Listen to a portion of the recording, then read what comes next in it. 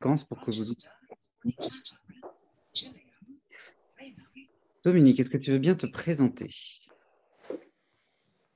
Oui, ce que je peux dire, c'est que je suis anthropologue, c'est-à-dire à la fois un mélange de sociologue et d'ethnologue. Tout ça, pour moi, c'est pas très important comme définition. Je crois que ce qui est le plus commun à tout ça, c'est que je fais des enquêtes qualitatives depuis 1969 en France, en Afrique, en Chine, aux États-Unis, au Brésil, en Europe, dans tous les pays, en réalité, où j'ai des demandes, soit d'ONG, soit d'administration, soit d'entreprises privées. Donc, je travaille principalement à la demande. Et comme universitaire, mon université maintenant s'appelle Paris-Cité, et je suis à la Sorbonne Sciences humaines et sociales, qui est un département à l'intérieur de Paris-Cité, qui est une université à dominante de médecins en réalité. Et nous, on est un tout petit morceau là-dedans, qui est très heureux du reste. Et quand on est prof émérite, ça ne veut pas dire grand-chose en réalité. Ça veut dire qu'on n'a plus de cours à donner, et qu'on participe encore à des activités de recherche avec mon laboratoire qui s'appelle le CEPED, mais c'est assez formel. Ma principale activité, c'est de faire des enquêtes. Là, j'ai terminé au mois de décembre une enquête dans une entreprise pendant 3 mois qu'on a fait à 2. Et donc, ça correspond à peu près à 35 interviews, animations, etc. Et donc, tout ce que je vais vous raconter aujourd'hui est fondé principalement sur des enquêtes. Je vois Philippe Gosman qui est arrivé, qui est un bon copain sur les contraintes. Lui, il va tout comprendre tout de suite. Et en fait, on voit bien ce que je voudrais essayer de dire pour démarrer, pour tout vous dire, c'est que ce que je vous propose là, c'est un outil en plus et non pas quelque chose d'autre chose, abandonner les autres outils. Parce que très souvent, j'ai remarqué ça, quand quelqu'un présente un outil, c'est comme si avec celui-là qui marchait. Et souvent, l'intervenant confond l'outil qui marche bien pour lui parce qu'il sait bien le manier. Moi, je travaille beaucoup sur les relations de pouvoir, les champs de force, etc. Je peux vous trouver partout des relations de pouvoir. Donc, il y en a partout. Est-ce que ça explique tout? Sûrement pas. D'autres gens, ils vont sur les valeurs, ils croient que les valeurs expliquent tout. Non, il y en a partout, mais ça explique pas tout, etc. La cognition dont a parlé Jérémy, ça explique des choses. Et pour ça que j'ai un outil que je présenterai pas très longtemps, qui s'appelle les échelles d'observation, et qui permet de dire, en fonction du découpage, qu'on fait tous des découpages dans la réalité, ça me permet de faire un tout petit aparté, de dire, pour moi, les biais n'ont strictement aucune importance en approche qualitative, parce que la vie n'est qu'un immense biais, et que quand on est en approche qualitative, on ne maîtrise rien. Le biais n'est important que dans 2 cas pour moi, soit on est en approche expérimentale. J'ai enseigné pendant 4 ans et j'ai fait des enquêtes en école d'agriculture où là, on faisait de l'expérimentation. Effectivement, on essayait d'éliminer les biais. Et deuxièmement, quand on fait des enquêtes statistiques qui soient significatives d'un point de vue de la France, par exemple, avec 800 ou 1200 personnes interviewées, et pas avec 200 ou 300 où il y a des marges d'erreur absolument énormes. Donc, ce qui est intéressant dans tout ça, c'est de se dire, d'un côté, je vais essayer moi de vous donner un outil en plus, centré autour des contraintes, qui marche pour énormément de changements. La question à chaque fois est la même, c'est j'aimerais que les entreprises prennent plus en compte la sobriété ou dépensent moins d'énergie ou prennent plus en compte la RSE. Je constate qu'elles n'ont pas avis. Donc, classiquement, on va dire, c'est un problème de communication, c'est un problème d'éducation, c'est un problème de formation, pourquoi pas. Moi, je vous donne un outil en plus qui est de dire, si les entreprises, si les consommateurs, puisque là, Jérémy m'a demandé de me centrer sur les consommateurs, je me suis plus mis sur les consommateurs, mais je travaille sur les deux, c'est pareil pour moi. Si les consommateurs n'adoptent pas un comportement nouveau, si les entreprises n'adoptent pas un comportement nouveau, c'est qu'elles ont des bonnes raisons de le faire. Et les bonnes raisons, c'est pas qu'elles ont raison, c'est qu'elles ont des contraintes qui fait que si elles changent de comportement, ça peut leur coûter assez cher, ou ça peut enlever leur confort, ou ça peut diminuer tel ou tel avantage. Donc, c'est des bonnes raisons, ça veut dire, tant qu'on n'a pas compris les bonnes raisons que les autres ont de changer, je ne parle même pas de soi-même, nous, on n'a pas beaucoup intérêt à changer dans ces cas-là, alors qu'on a parfaitement intérêt à changer aussi, tant qu'on n'a pas compris les contraintes qui font que les autres ne veulent pas changer, on va dépenser beaucoup d'énergie en communication avec assez peu d'effets. Si je voulais développer plus, je le ferais pas ici, mais je pense pas, par exemple, que la publicité pour laquelle on dépense beaucoup d'argent soit très efficace en matière de changement de comportement. La publicité, elle fait pas acheter, elle fait choisir entre deux marques, c'est un petit peu différent. Au final, on achète, mais s'il n'y a pas avant, dans la vie quotidienne, s'il n'y a pas d'usage du produit, un usage potentiel ou un usage réel, il ne se passe pas grand-chose quand on regarde. Hein. Donc, on peut démarrer là, sauf s'il y a des questions ou des remarques. Merci Dominique. Je vais, pour cette introduction très éclairante, je vais juste vous donner un petit peu l'organisation générale. On va faire un détour que nous a proposé Dominique avant de vraiment rentrer sur nos sujets plus pratico-pratiques. Ce détour va prendre à peu près 30 minutes. On va ensuite prendre quelques questions pour enchaîner. Effectivement, il y a toute une profondeur de réflexion de la part de Dominique, qui a oublié aussi de dire qu'il a récemment coécrit un livre, mais il va vous le dire tout de suite, sur la consommation sous contrainte avec Philippe Moati. Et donc, c'est cette occasion-là aussi qu'il prend la parole. Donc, une demi-heure, voilà, et ensuite une autre demi-heure, une petite session de questions entre les deux. Moi, ce que j'aime bien faire, c'est on peut parler dans le chat. Moi, je serai dans le chat. On laisse peut-être Dominique nous présenter sa pensée, dérouler ses idées, poser ses constats. On peut parallèlement, nous, échanger sur le Ouais, chat. c'est bien ça. Et vous êtes voilà, libre de faire comme vous voulez, mettre votre caméra, ne pas la mettre. Ça sera enregistré, c'est enregistré. Et donc, toutes les personnes qui sont inscrites auront le replay. Voilà ce que je vous propose. Et Dominique a eu l'amabilité de nous préparer des slides pour justement encore plus poser ses idées. Donc, on le remercie d'avoir vraiment pris à cœur ce rendez-vous aujourd'hui avec vous. Je te donne la parole pour présenter des slides, Dominique. Voilà. On va faire réapparaître ici, s'il veut bien partager. Voilà. On va mettre s'il veut bien se mettre en grand écran. Voilà.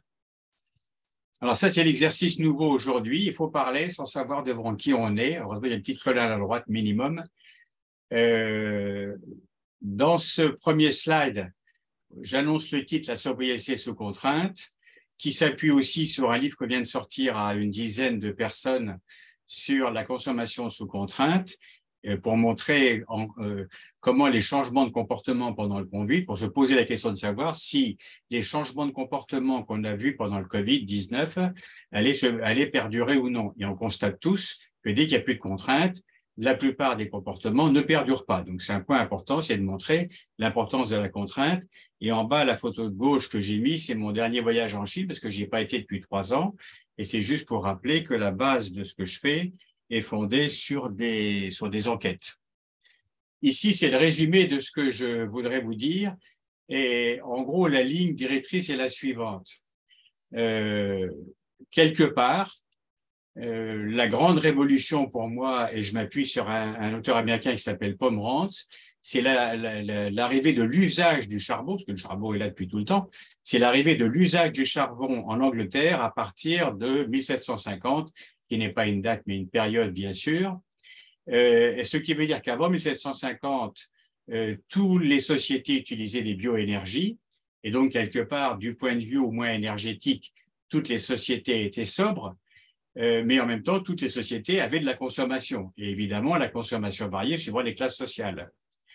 Deuxième élément important, ça veut dire qu'en 1750, on est passé d'un système où un individu, c'est ce que rappelle Yankovici, à peu près, il a écrit ça vers 2010-2011, il rappelait qu'un individu produisait à peu près 100 kWh, et aujourd'hui, si on fait le coût habillé de l'énergie nécessaire pour tous les objets qu'il y a dans un logement, on est à peu près à 60 000 kWh. Vous voyez la différence qu'il y a.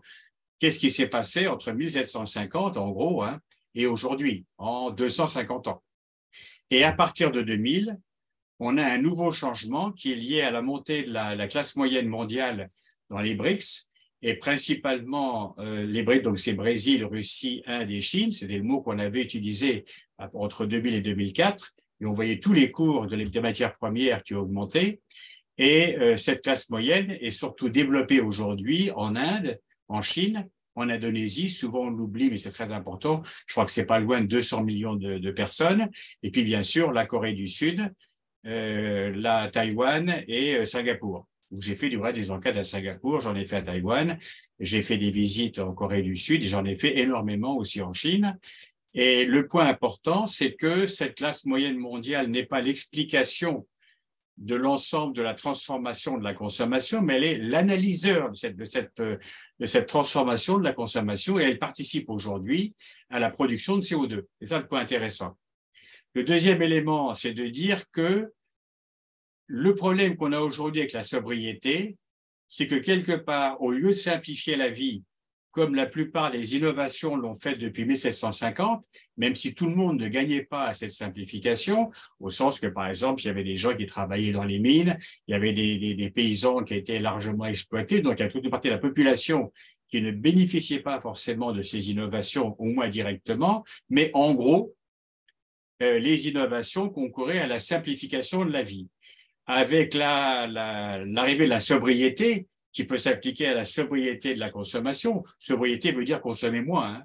Consommer moins d'énergie, consommer moins de biens, consommer moins de services, mais c'est aussi la sobriété commerciale. Je parle même aussi aujourd'hui de sobriété des loisirs. C'est un truc compliqué parce que c'est un peu paradoxal. Ça veut dire que aujourd'hui, il faudra avoir des pratiques qui diminuent ce à quoi on est habitué à faire. Voilà. Et diminuer, ça augmente la charge mentale, ça fait baisser le confort. Et ça va à l'encontre de tout ce qu'on connaît depuis à peu près 250 ans. Troisièmement, j'essaierai de ne pas être trop long, mais c'est le cœur de ma démonstration. J'ai appelé ça l'anthropologie stratégique et j'ai développé ça notamment dans un livre rigolo que j'évoquerai, mais je ne vais pas le développer non plus, qui s'appelle Le marché des dieux, où j'ai appliqué tout ce que je savais sur les innovations et les changements dans les sociétés au cas de la religion monothéiste, pour essayer de dire, ben, tiens, qu'est-ce qui fait que le monothéisme a marché entre le XIIe siècle avant notre ère et le 1er siècle, alors que tout le monde était polythéiste. Il n'y avait aucune raison que ça marche. Ben, il fallait trouver pourquoi.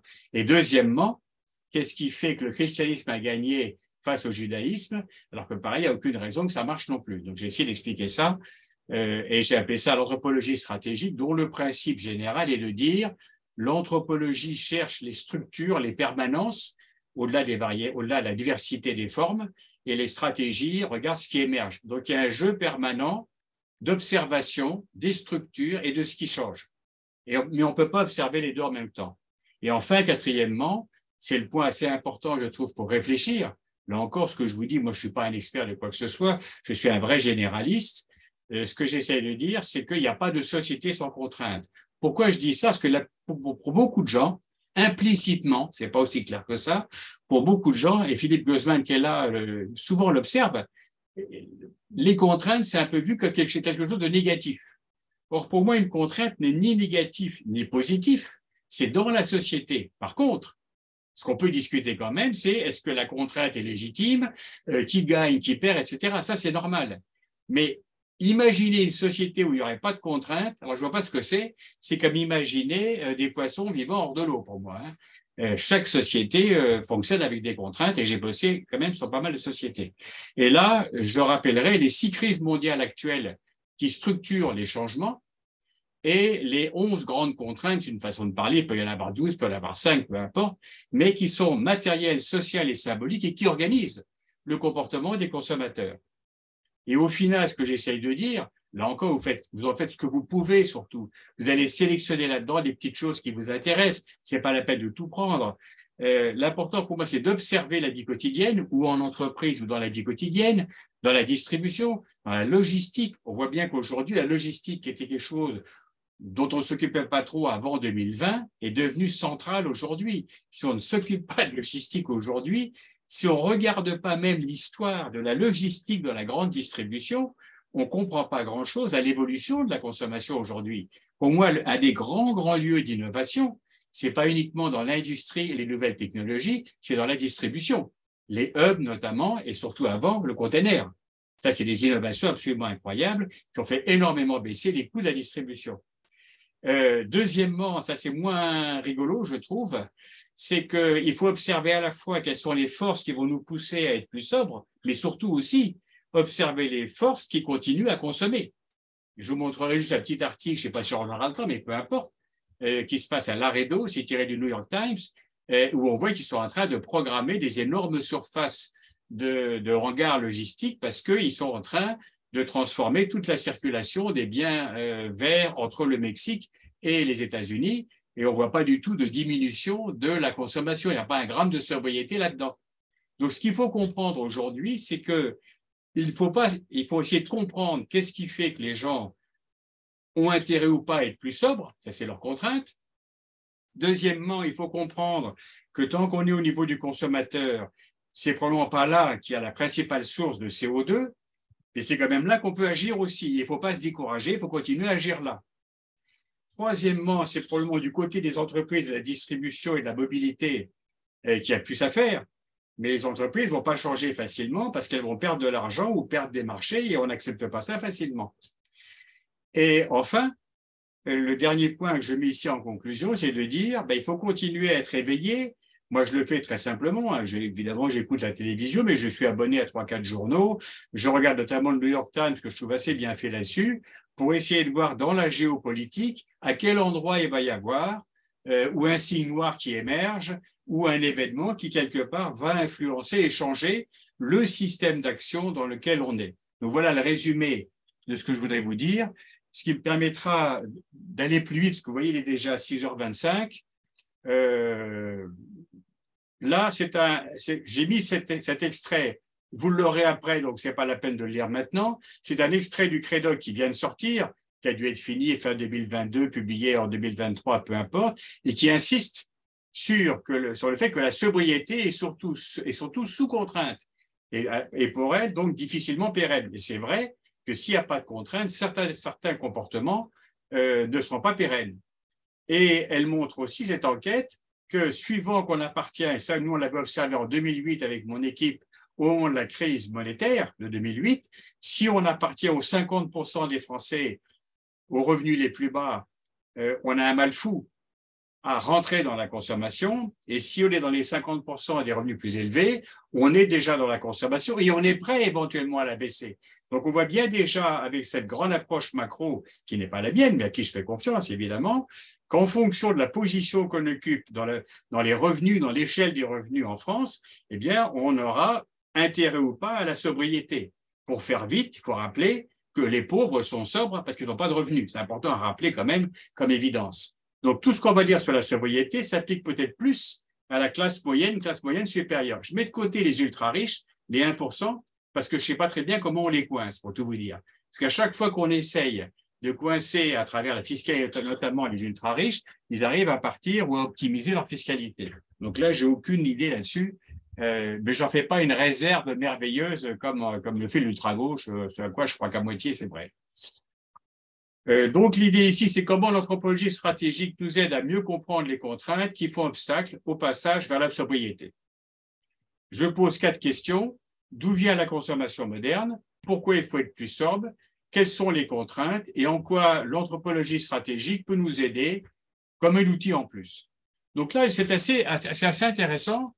Je fais une espèce de résumé historique, évidemment beaucoup plus complexe que ça, en disant le déclencheur de la révolution consumériste, c'est le XVIIIe siècle, et c'est lié à la pression démographique qu'il y avait en Angleterre et qui a été compensée grâce à l'usage du charbon. Par ailleurs, des historiens anglais comme McKendrick, Mike Brewer, etc., ont montré les débuts des techniques de marketing sous les 3 Georges, Georges I, Georges II, Georges III, au XVIIIe siècle. Donc, en gros, là encore, c'est à la hache, et ça permet de bien retenir pour moi. Pendant 10 000 ans, à partir de la révolution agricole, on n'a que des bioénergies. En termes simples, c'est l'homme, la femme, le dromadaire, le chameau, l'âne, le bœuf, le chien, et j'en passe un ou deux. Tout ça, c'est ce qui sert à se déplacer et à faire la guerre, à conquérir, à pomper les richesses des autres ou à bouger, à faire du commerce. Au XVIIIe siècle, on assiste à une très grande divergence énergétique. Les 2 bouquins que je vous ai mis à droite, ces 2 bouquins que vous pouvez feuilleter si vous avez envie. Celui de Salman est intéressant parce qu'il rappelle que la globalisation n'est pas d'aujourd'hui. Et celui de Marx, qui est en fait le nom d'un couple d'historiens américains, est une magnifique histoire des bioénergies et de la rupture énergétique à partir du charbon au XVIIIe siècle jusqu'à aujourd'hui. C'est vraiment un beau livre de résumé. Donc, on rappelle que les bioénergies, c'est des productions de quelques kilowattheures. Et je vous montre juste en photo, parce que ça, c'est toutes mes enquêtes en Afrique. Une des grandes énergies, c'est le feu. C'est facile, vous mettez le feu à la brousse et votre champ, il est prêt à être cultivé. La deuxième énergie, c'est l'énergie humaine. Ça, c'est une enquête que j'ai faite pendant 4 ans dans un village. Je n'étais pas en permanence dans ce village. J'étais à Brazzaville et j'y ai passé plusieurs mois. C'est l'énergie humaine, notamment de la femme. Là, ici, c'est pour faire la cuisine, elle pile le manioc. Et la troisième grande source d'énergie, c'est l'animal. Là, c'est un gorom-gorom quand vous remontez au troisième cocotier à droite en descendant sur la gauche, et ça bourrait évidemment, au Burkina Faso, et c'est du sorgho, et c'est transporté à base de dromadaire. Donc ça, il faut retenir juste ce point important. Jusqu'au XVIIIe siècle, on n'avait que des bioénergies. Au XVIII, et pourquoi je vous raconte ça? C'est pour vous montrer l'effort et la quantité d'énergie humaine qu'il faudra dépenser pour arriver à la sobriété. Parce que tout le régime de production à base de bioénergie est sobre en matière d'énergie. Alors que tout le régime qui s'est mis en place depuis le charbon, puis l'électricité, le pétrole et le nucléaire n'est pas du tout sobre en dépenses énergétiques. Et ça va être très compliqué à changer. Donc ici, je ne vais pas le développer. Retenez juste simplement que au XVIIIe siècle, l'Angleterre était en crise parce qu'elle avait une très forte pression démographique, elle n'avait pas assez de terre, et comparativement, c'est ce que dit Epombrand, ce qui est très intéressant, la Chine n'avait pas du tout ce même problème de pression démographique. Et la Chine se portait mieux que l'Angleterre, c'est ça le point intéressant. Au XVIIIe siècle, la Chine était une très grande puissance. Du fait de cette crise démographique, comment l'Angleterre s'en est sortie en faisant très raccourci aussi, en allant exploiter le charbon, et le charbon a compensé le manque d'hectares nécessaires à l'agriculture pour nourrir la population ou avoir du bois, etc. Et 2, en faisant des colonies aux États-Unis, en faisant travailler les esclaves et en produisant du coton, ce qui remplaçait la laine des moutons qui n'avaient plus assez de place pour pâturer. Donc, quelque part, c'est sous contrainte démographique, et on verra que c'est très moderne par rapport à aujourd'hui. Aujourd'hui, c'est sous contrainte de crise climatique, sous contrainte de crise logistique, sous contrainte de crise sanitaire, sous contrainte de crise militaire, etc., de crise économique, de crise sociale, qu'on est en train de changer. Pour le meilleur et pour le pire, on ne le sait pas encore, mais c'est bien sous contrainte qu'on est en train de changer. Et l'exemple de l'Angleterre est intéressant parce que c'est grâce à cette contrainte qu'elle a réussi à sortir de la crise et à devenir en réalité la première puissance occidentale et mondiale au XIXe siècle. La France était juste en dessous. La France a reçu la pilée, si je peux prendre un terme scientifique, en gros en 1760 à peu près, quand l'Angleterre lui a pris toutes ses colonies de l'Inde au Canada. Et l'Angleterre a raflé la mise et a contrôlé toutes les mers avec sa marine. Et c'est ce qui s'est passé après avec les États-Unis et ce qui est en train peut-être de se passer aujourd'hui avec la Chine. Donc le charbon, c'est la condition énergétique de la révolution industrielle et donc de la consommation. Il y a un lien très fort. Tout le monde connaît la révolution industrielle, mais on l'oublie. C'est pas grave. Je vous le rappelle juste là, que derrière la révolution industrielle, il y a une révolution énergétique, celle du charbon. Et que la révolution industrielle n'existe que parce qu'il y a eu l'émergence de la grande consommation. Et les grands magasins apparaissent vers 1850 à peu près. Pensez au bon marché, pensez à tous les grands magasins, les Galeries Lafayette à la fin du siècle, etc. Donc, il y a un lien très fort entre énergie, industrie et consommation. Et ce qui va se passer à travers l'histoire, c'est qu'à partir de 1920, ce sont les Américains qui vont développer la grande consommation. Dans les années 50-60, c'est l'Europe de l'Est, l'Europe de l'Ouest plus l'Amérique qui développe la grande consommation. Et à partir de 1995 à peu près, c'est la Chine et l'Asie qui développent la grande consommation. Et toute cette grande consommation concourt à une augmentation de la consommation d'énergie, donc pas du tout sobre, à une augmentation de la consommation des matières premières et à une augmentation de la consommation des protéines qui vont servir notamment, comme le soja, à nourrir les animaux. Donc on a une vraie révolution qui se crée autour des années 2000 avec la montée de cette classe moyenne mondiale. Donc ça, je vais le passer. Qu'est-ce qui se passe en 2000? C'est ce qu'on peut appeler, j'ai vu que d'autres auteurs disaient ça aussi, ce qu'on appelle la convergence compétitive pour l'accès aux ressources. On en est là aujourd'hui. En 2000, avec l'émergence des BRICS, mais principalement de la Chine, du fait de l'augmentation à la fois de la consommation et de la production industrielle qui s'est installée en Chine parce qu'elle est moins chère, on a eu l'augmentation de production de CO2 d'un côté, et on a eu l'augmentation de la compétition autour de l'accès aux matières premières. Et donc, on a des très forts risques de guerre. Et ça, on le voit depuis à peu près une quinzaine d'années. Et ce qui est en train de se passer en Ukraine, je ne peux pas savoir aujourd'hui si c'est lié à cet effet-là ou pas, mais correspond bien, quelque part, au choc et aux tensions autour de l'accès aux matières premières.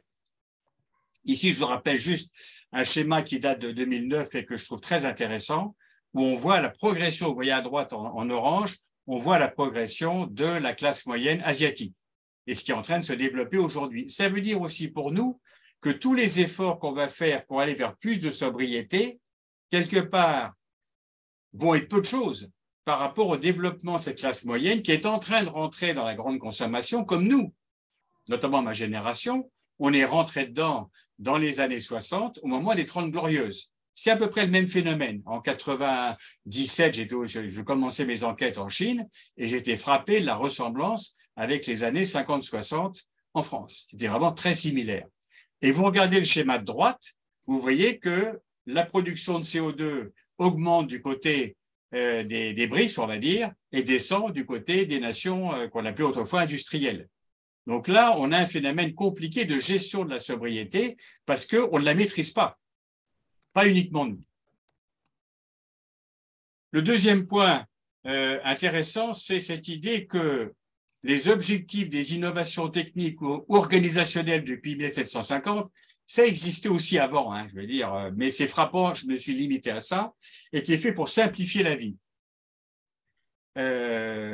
Mais favoriser aussi les gains d'une fraction favorisée de la population, il ne faut jamais oublier ça, que tout le monde n'était pas gagnant.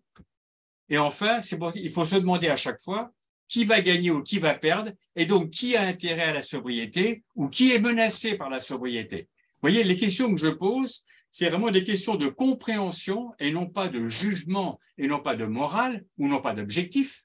On se met d'accord pour dire qu'il faudrait plus de sobriété, sinon on aura la guerre, sinon on aura un réchauffement climatique pour prendre les deux grands risques, qui existent déjà du reste. Et donc pour se dire si on veut changer, avant de former les gens, les éduquer, les informer, essayons de comprendre qu'est-ce qui fait qu'ils vont avoir intérêt ou non à changer. Non pas parce c'est pas parce qu'ils veulent pas changer qu'il faut pas changer. C'est pas ça du tout, hein. C'est que si on veut changer, il faut quand même comprendre comment les autres fonctionnent. Ici, je rappelle 5 éléments que je trouve intéressants parce que c'est là-dessus qu'on aura du mal à faire de la sobriété. Les innovations simplifient les usages des biens de consommation.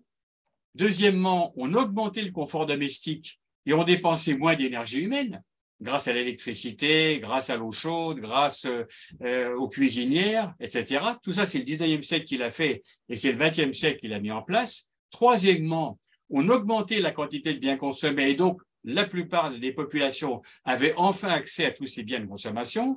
Quatrièmement, on payait moins cher, on baissait les coûts et enfin, on gagnait du temps et on allait plus vite. Vous remarquerez que tout ça est critiqué aujourd'hui. Ça ne me pose aucun problème, hein. Il faut juste comprendre qu'est-ce qui fait que pendant 200 ans, du fait de ces 5 avantages, tout le monde a eu intérêt à consommer plus. Même si consommer plus devient négatif pour la société, c'est ce qu'on appelle un effet d'agrégation, hein. Même si consommer plus va dans le sens des intérêts de certaines entreprises, de certains groupes sociaux pour s'enrichir, peu importe. N'empêche que tout le monde a intérêt à. Or, la sobriété, j'allais dire attaque de front, c'est 5 avantages qu'on avait depuis 250 ans. C'est pour ça que ça va être compliqué à changer. C'est ce que je dis ici, c'est la sobriété remet en cause ces 5 objectifs. Et je vous mets un livre de Geoffroy Dumazier, non pas par érudition, mais parce qu'il est très intéressant. C'est en le réfléchissant après que je l'ai rajouté là.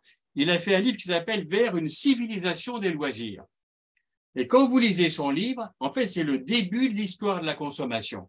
Ça veut dire que la consommation n'est possible que si il y a des loisirs.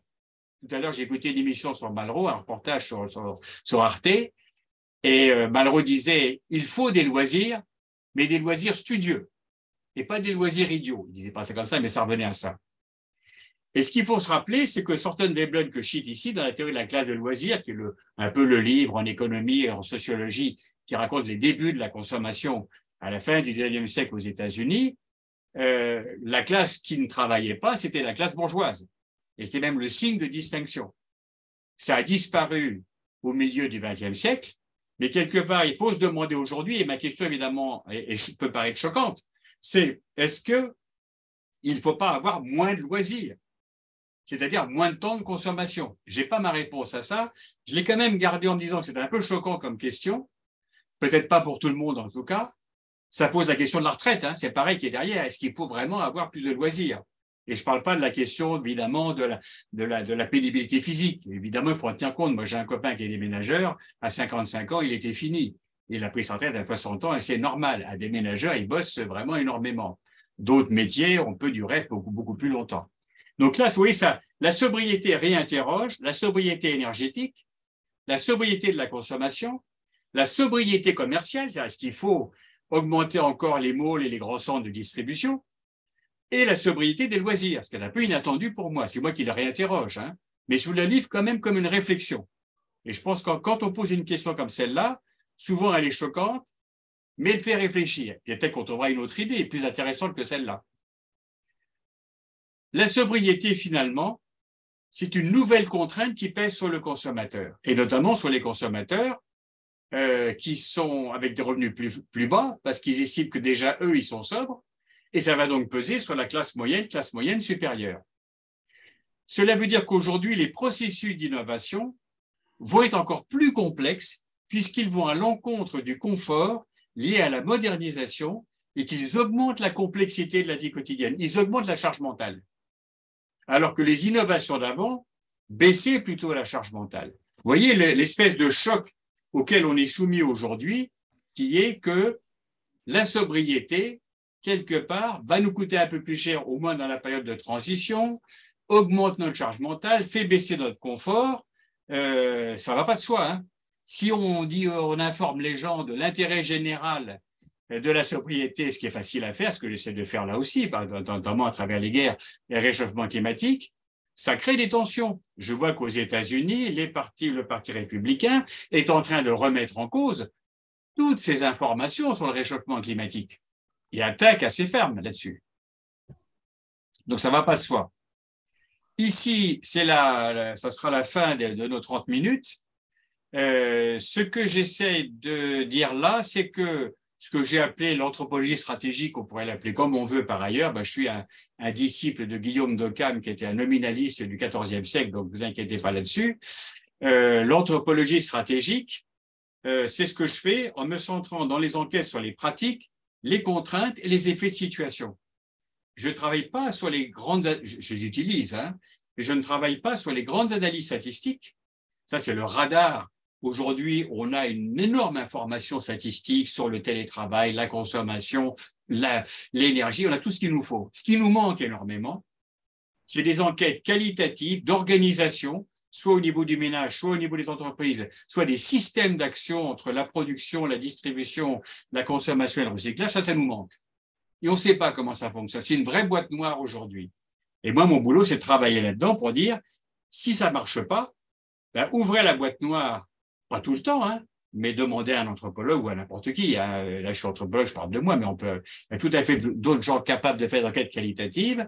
Ouvrez la boîte noire et regardez ce jeu des contraintes à partir des pratiques, et pas uniquement de ce que vous disent les gens. Moi, je travaille sur les pratiques, qu'est-ce qu'ils font? Par exemple, ça, je faisais une enquête dans une entreprise. J'ai passé 2 heures à observer un CRM, à discuter avec la personne. Je regarde vraiment comment il fait et je ne lui demande pas son opinion là-dessus. Qu'est-ce que l'anthropologie stratégique? On fera ça vite. Pour moi, peut-être que le point le plus intéressant, c'est le point 2, c'est ce qu'on appelle une méthode inductive. Ça, c'est un livre que j'ai sorti il y a maintenant juste 4 ans et qui reprend 25 enquêtes depuis 50 ans pour donner des exemples d'approche inductive.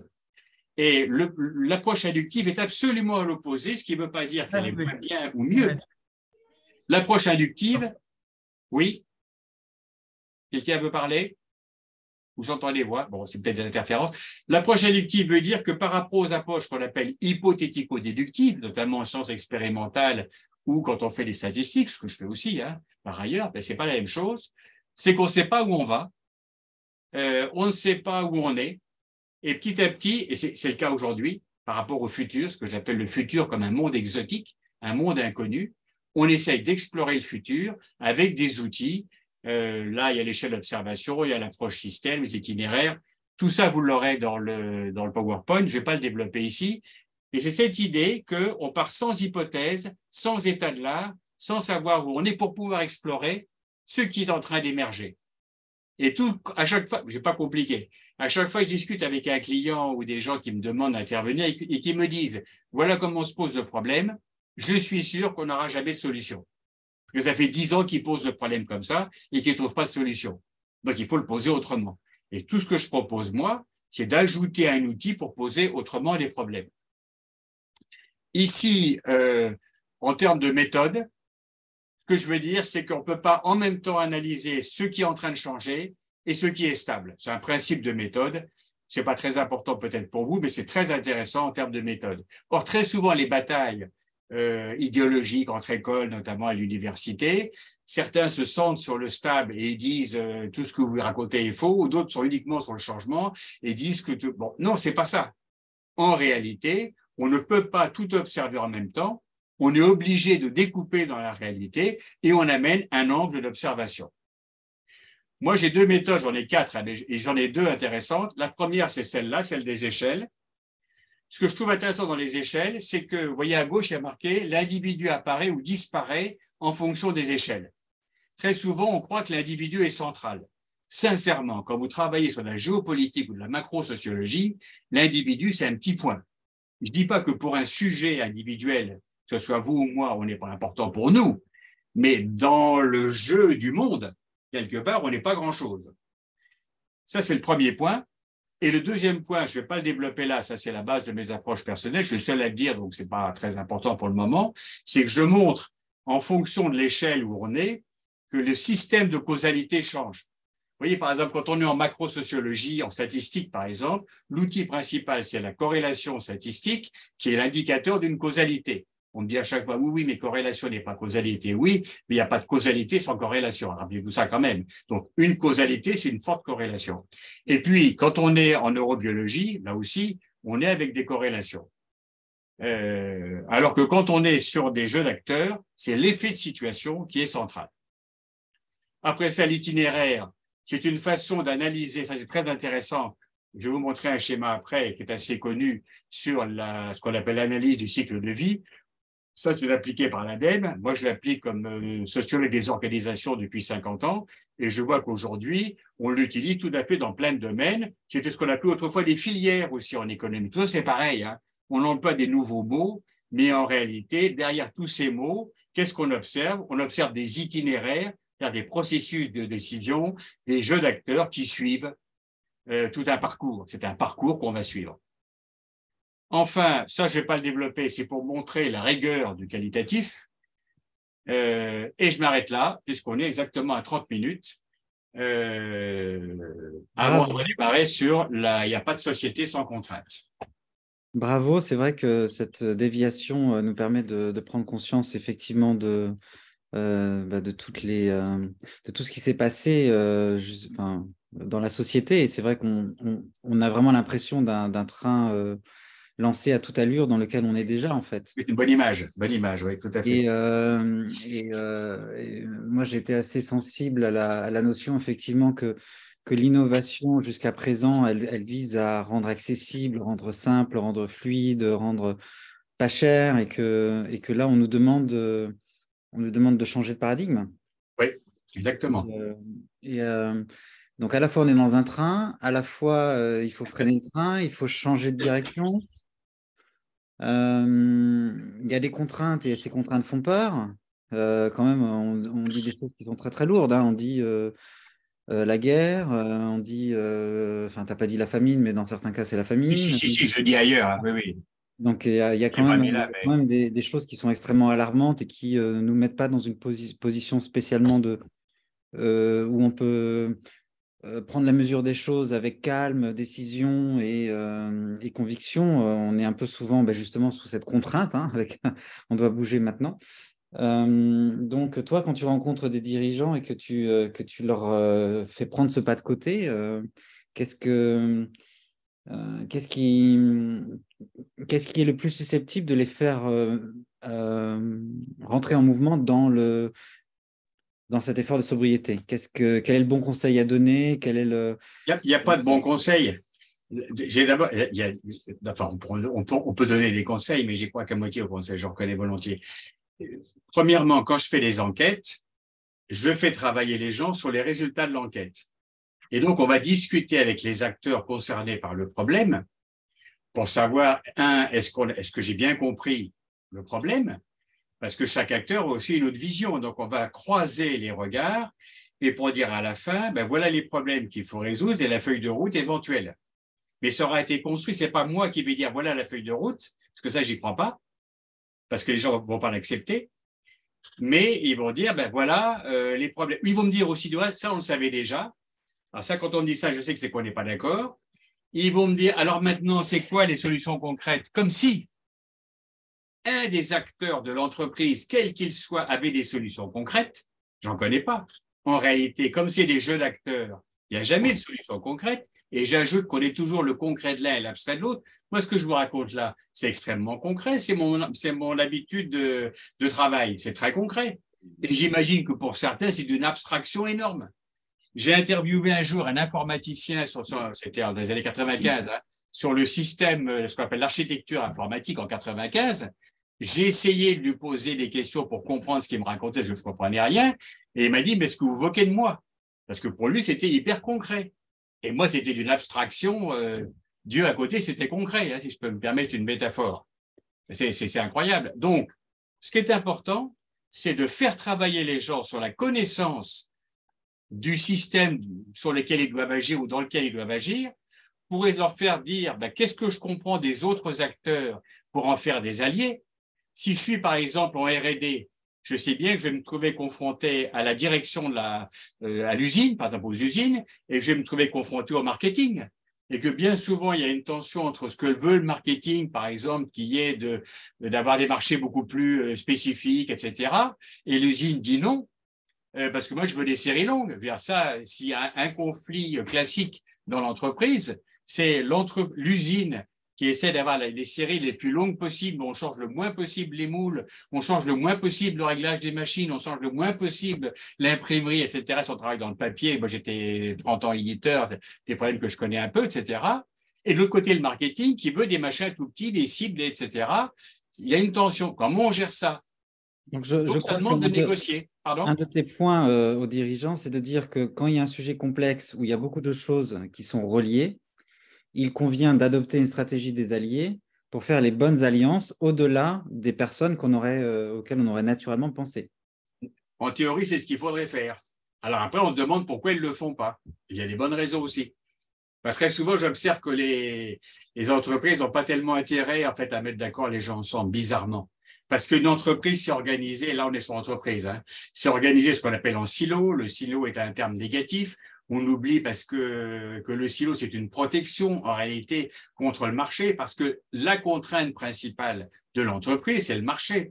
Quand on bosse sur les grosses boîtes multinationales, puisque c'est eux qui peuvent se payer un anthropologue, c'est pas une petite TPE, ça coûte cher un anthropologue. Ils sont rigolos, mais c'est pas faux non plus. Ça demande du boulot. Hein. Leur contrainte principale, c'est le marché chinois. Et quand on voit qu'aujourd'hui, avec la guerre en Ukraine, tout le système logistique perturbe l'arrivée des marchandises, enfin, à cause du Covid-19 et la guerre en Ukraine, tout le système d'approvisionnement est perturbé, on a tout d'un coup un changement énorme. Et à mon avis, on va avoir une pression moins forte des entreprises, peut-être, parce qu'elles vont rapatrier leurs usines ou elles vont acheter à des endroits moins chers, ou en Afrique, ou en Amérique latine, ou au Moyen-Orient, là où ça sera possible. Et peut-être ça va peut-être faire baisser la pression. Mais tant que la Chine reste ou restera le principal fournisseur de biens, quelque part, ça fait une compétition pas possible. Vous vous mettez sur du premium et tous vos produits qui ne sont pas premium, ben, ils sont bouffés par les Chinois, par exemple. Hein. Donc, il faut bien comprendre, avant d'accuser les entreprises de se faire de l'argent sur le dos des salariés, je reprends d'autres arguments par ailleurs, d'autres acteurs, que l'entreprise elle-même, elle est sous contrainte de marché, et notamment de marché chinois, qui est extrêmement puissant, et bientôt de marché indonésien. Et je ne parle pas de Taïwan et je ne parle pas de Taïwan avec les microprocesseurs, on l'a découvert grâce à la crise, etc., etc. Donc, il y a ces contraintes géopolitiques. Et puis après ça, on change d'échelle d'observation. Et on regarde à quel endroit on a une marge de manœuvre. On n'en a pas beaucoup sur le prix des matières premières. Et peut-être qu'on en a dans les négociations internes à l'entreprise. Peut-être. J'ai regardé les questions. Je pense qu'ils auront des réponses dans la deuxième partie qui est plus pragmatique, plus opérationnelle pour nos métiers. On sait que dans les participants ce soir, il y a beaucoup de gens dans les études, dans les décisions stratégiques, aussi dans la décarbonation, aussi des personnes qui travaillent au niveau gouvernemental. Donc, je te laisse enchaîner sur la prochaine partie qui se concentre sur la contrainte dans le changement de comportement à différents niveaux, aussi bien individuel que sociétal que méso. Je te laisse enchaîner. Je vois quand même une question extrêmement intéressante. Est-ce que l'anarchie peut être la base d'une société sans contrainte? Alors, en théorie, oui. Mais le problème, il y a un courant qui s'appelle le courant de l'anthropologie anarchique, dont l'auteur le plus connu vient de mourir, qui s'appelle Graeber, David Graeber, et dont la thèse du reste portée sur un village à Madagascar, donc c'est tout à fait un anthropologue reconnu, et il correspond à tout un courant de l'anthropologie qui correspond au marxisme pour moi, qui correspond à plusieurs courants, où quelque part on imagine qu'il a existé une société anarchique. C'est un courant qui existe. Les preuves sont compliquées à donner, c'est ça la difficulté. Moi, je pense simplement, pour répondre à ça de façon un peu lapidaire, qu'il n'y a pas de société anarchique, puisque Sapiens a quand même liquidé Néandertal. Donc, on ne me dise pas qu'avant l'arrivée de l'État, en gros, il y a moins 3500 ans entre le Tigre et l'Euphrate, en Mésopotamie, il y avait une société un peu paradisiaque et anarchique qui était celle des chasseurs-cueilleurs. Ils se tapaient bien dessus aussi, hein. Là, je vais participer à un colloque de préhistoriens à côté de Bordeaux. Ils m'ont montré leurs vidéos avec leurs instruments. Ils parlent de la chasse, mais c'est des instruments qui servent aussi à faire la guerre, hein. Donc, je ne crois pas qu'il ait jamais existé de société anarchiste. C'est un premier point. Parce que l'argument des gens qui croient qu'il a existé ce qu'on appelle un communisme primitif, hein, et ça peut être aussi bien le paradis terrestre de l'Ancien Testament ou de la Torah que le paradis futur du communisme. La seule chose que je redis, là encore, je suis rapide, hein, mais c'est pour répondre à la question que je trouve extrêmement. Je réfléchis souvent à cette question-là. La seule chose que j'observe, c'est qu'à chaque fois qu'on a rêvé d'un communisme futur, qu'est-ce qu'on a eu? On a eu le stalinisme, ou on a eu le fascisme italien, ou on a eu le nazisme allemand. Donc je suis d'une prudence totale face aux pensées anarchistes. C'est une réponse politique que je fais là, mi-anthropologique, mi-politique. J'attaque maintenant la suite, que là j'ai réussi à lire, je peux le lire sur mon écran, hein. Effectivement, plein de questions intéressantes. Voilà. Je reviens ici. Donc, le point important, et ça répond à ça, hein, il n'existe pas de société sans contrainte. Donc, je pars d'un constat qui n'est pas prouvable, hein. Les gens qui croient à l'anarchie, enfin, au communisme primitif, ou moi, on n'a pas plus de preuves, hein. On a un tas d'éléments. Et moi, je lis beaucoup ces auteurs, notamment Scott, qui est passionnant, parce qu'ils sont très forts sur les sociétés pré-étatiques, vraiment très forts. Mais leurs conclusions, je ne les prends pas. C'est pas grave, hein, les gens ont déjà décrit plein de choses bien. Donc pour moi, il n'y a pas de société sans contrainte, donc il n'y a pas de société anarchiste. Ça n'existe pas. Par contre, il ne faut jamais oublier ça, parce que une fois qu'on a dit ça, vous avez, alors je vais prendre un mot un peu scientifique, dans un peu de genre de valeur, les fiefieréacs. Je ne suis pas un fiefieréac, parce que je crois qu'il y a des questions de justice qui se posent, et des questions d'injustice, bien évidemment. Ça ne veut pas dire que toutes les contraintes sont acceptables, et les contraintes sont la résultante d'un champ de force. Ce n'est pas négligeable. La contrainte n'existe pas en soi. Et moi, je serais bien content si on trouvait un moyen, là c'est une opinion que je donne qui n'a aucune valeur, s'il y avait des contraintes plus fortes par rapport aux ultra-riches. Je trouvais ça intéressant. Eh bien non. Moi, je ne sais pas comment on fait. Donc, vous voyez bien que la contrainte, on la discute quand elle nous désavantage. Mais si elle désavantage l'autre, on la discute moins. Donc la contrainte, il y en a toujours, et ça se discute. C'est ça le point important. Ça n'existe pas en soi, une contrainte. Ah, mon machin ne marche plus, il ne veut plus tourner. Voilà. Là, pour faire vite, j'ai distingué, mais vraiment, je ne suis pas emballé par ma distinction, mais bon, elle est facile à comprendre là. Il y a les contraintes qui poussent à changer. J'ai pris les 6 crises géopolitiques et macrosociales que je vais reprendre après. et les contraintes qui nous poussent à ne pas changer, c'est les 11 contraintes du quotidien, à la fois matérielles, sociales et symboliques, et qui augmentent la charge mentale. En réalité, ces contraintes peuvent à la fois nous pousser à changer ou à pas changer. Pour moi, la contrainte, elle est fondamentalement ce qu'on appelle ambivalente. Ça veut dire qu'elle peut aussi bien être un moyen de changer qu'un moyen de ne pas changer. Mais aujourd'hui, dans l'état actuel de ce qui nous arrive, les 6 contraintes géopolitiques et macrosociales nous poussent plutôt à changer. Et donc, ça veut dire en bas, ça c'est ce que je dis tout à l'heure pour répondre à Jérémy, quand je parle avec des responsables ou de départements ou des chefs d'entreprise, je leur dis le problème aujourd'hui, vu le train dans lequel on est engagé, vu la difficulté, il faut imaginer une autre façon d'innover. On ne va pas pouvoir innover comme avant. C'est trop facile avant. C'était facile avant. Il fallait baisser la charge mentale. Là, comment vous innovez en augmentant la charge mentale? Sincèrement, je ne sais pas comment on fait. Et c'est ça le problème. Comment on innove en augmentant la charge mentale et en faisant baisser le confort de vos consommateurs, voire en touchant à leur pouvoir d'achat. Il n'y a pas grand monde qui sait innover comme ça. Je pense qu'on va trouver des solutions. Si on pose clairement le problème comme ça, on va trouver des solutions. Le concept de contrainte est ambivalent puisqu'il peut autant renvoyer à l'idée de frein que de pression. C'est ça l'ambivalence pour moi d'une contrainte. L'important à chaque fois, ce que je cherche à comprendre, c'est les marges de manœuvre des acteurs. Donc voilà les 6 crises mondiales qui poussent au changement. J'ai mis depuis 2008, je trouve ça intéressant, la crise monétaire. Alors je l'associe, cette crise monétaire, les économistes ne le font pas, mais ce n'est pas très gênant. Je l'associe, moi, à la révolution géopolitique qui s'est créée à partir de 2000 et avec la montée de la Chine. Je pense qu'il y a un lien entre la montée de la Chine et la crise monétaire, même si ce lien n'est pas facile à montrer, mais ce n'est pas très grave si on n'y croit pas. Le point important, c'est qu'il y a une crise monétaire. Deuxièmement, il y a une crise sociale, celle des gilets jaunes. Alors, c'est les gilets jaunes en France, mais pour moi, c'est équivalent à toute la montée des populismes qu'on voit dans le monde entier. Et le mot, c'est pas que j'aime le populisme, mais pour moi, c'est un mot technique. Le populisme est un analyseur pour moi du sentiment qu'ont les classes populaires d'être abandonnées. Parce qu'on leur demande d'être sobres, parce qu'elles n'ont pas de pouvoir d'achat, parce que, etc., etc. Donc, le populisme, si on lui enlève son côté idéologique, que je trouve pas très sympathique, mais qu'on le prend vraiment comme un analyseur des problèmes, il est très intéressant. Mais qu'est-ce que c'est au final? C'est une fraction de la classe dirigeante qui est opposée à celle qui est au pouvoir et qui utilise les malheurs de la classe populaire pour arriver au pouvoir. C'est ça le populisme. Faut pas... Parce que qu'est-ce qui reste une fois que le populisme est au pouvoir? Et il reste toutes les organisations et les institutions qui sont toujours là. Et le populisme, il ne fera pas mieux il ne fera pas mieux au sens, il ne fera pas un truc miraculeux, c'est ça que je veux dire. Hein. Il ne fera pas un miracle par rapport au gouvernement actuel, qui par ailleurs n'est pas sans défaut, c'est pas ça la question. Hein.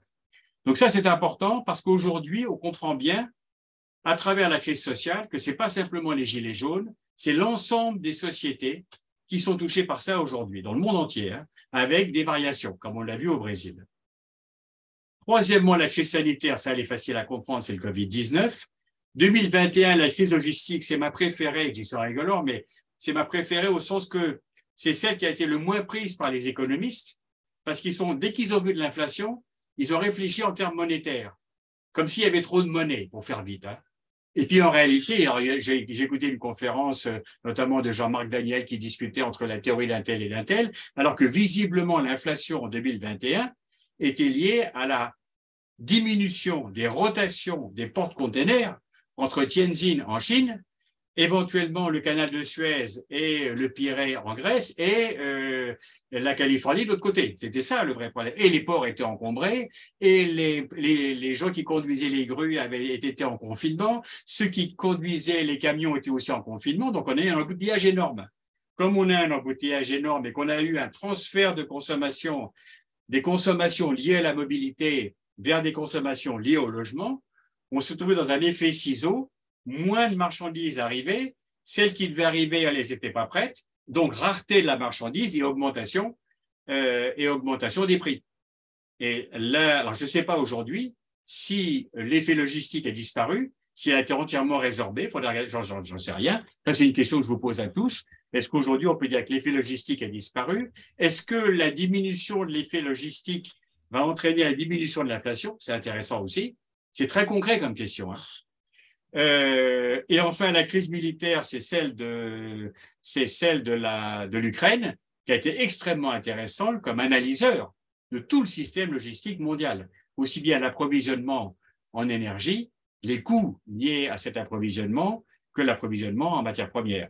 Et puis enfin, évidemment, la crise climatique. Et on voit bien dans les informations à la télévision ou à la radio, on insiste beaucoup sur tout ce qui est inondation et sécheresse. On sait aussi, grâce à la crise de 2007, on a eu une crise de 2007 où on a eu un prix du pétrole qui est monté à peu près 149, 150 $ le baril de Brent. On a eu aussi une augmentation du prix du riz, qui est un marché très important mais très étroit, donc qui monte très vite. Or, dès qu'il y a augmentation du prix du riz, on a des risques de pénurie et de crise alimentaire dans la plupart des villes, notamment africaines. Donc, on est sur des bords là, de problèmes non négligeables. Là, c'est une photo que je vous mets. Ce n'est pas un avion qui lance des bombes. C'est en décollant de Singapour. Je partais de Singapour, je faisais une enquête sur l'alcool pour Pernod Ricard et on partait à Taïwan et continuait l'enquête sur l'alcool avec mon collègue qui était un docteur chinois. Et en bas, c'est les porte-containers. Et là, il y en avait déjà pas mal, mais au moment de la crise, il y en a eu partout. Alors, j'adore ce schéma. Retenez bien une chose, le schéma n'est lisible que par celui qui le fait.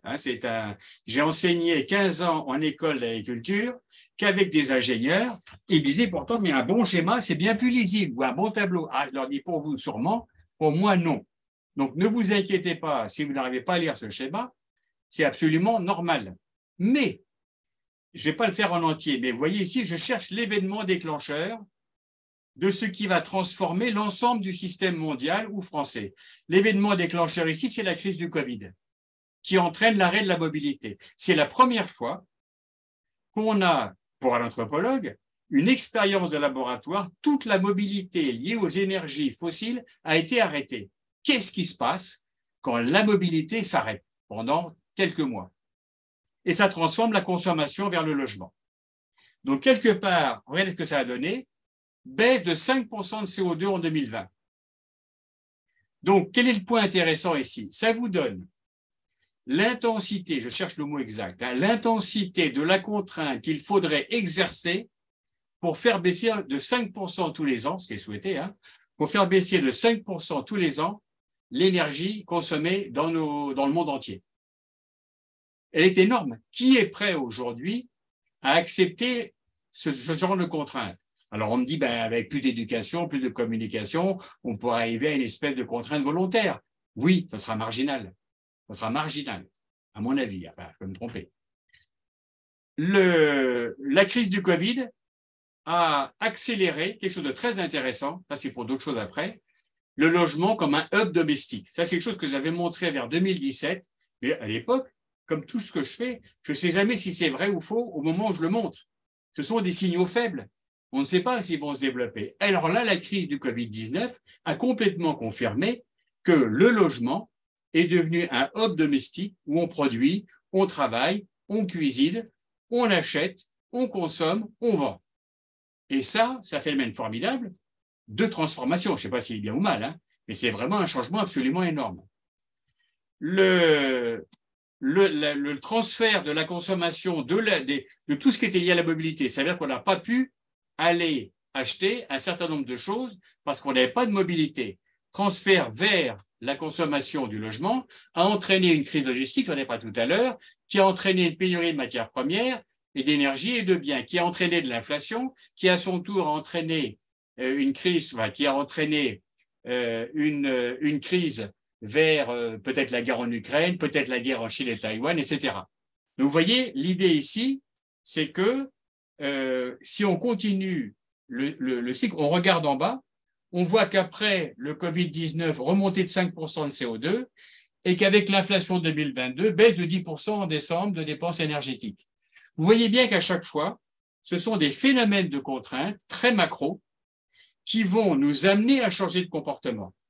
Donc là, il faut réfléchir, qu'est-ce qui est politiquement acceptable, quelque part, qu'est-ce qui est politiquement acceptable au sens le plus large du terme, en termes de contraintes, si on veut arriver à baisser, à être sobre en matière de CO2.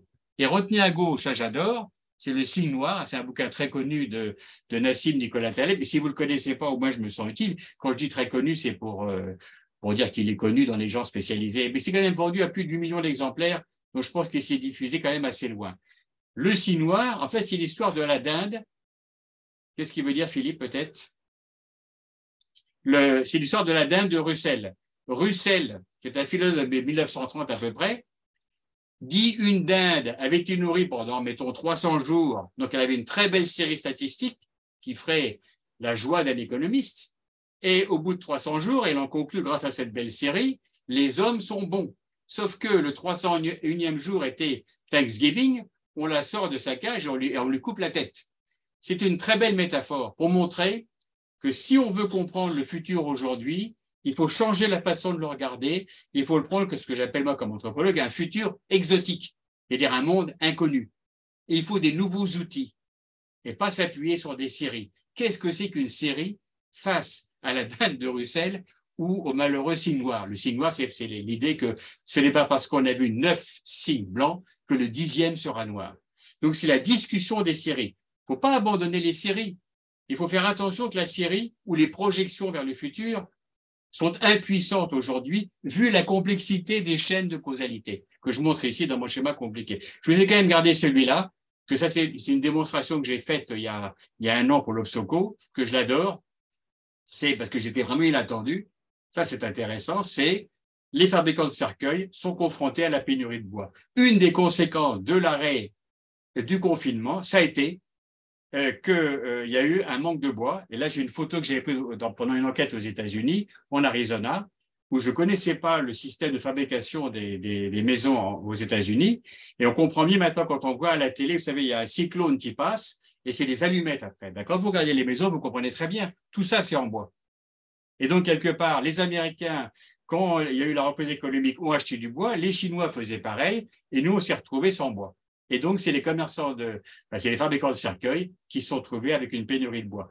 Là, c'est intéressant comme exemple pour dire, on ne sait jamais, ou c'est très compliqué de prévoir, à travers toute cette chaîne de causalité, qui va être impactée négativement ou positivement. On peut aussi être impacté positivement.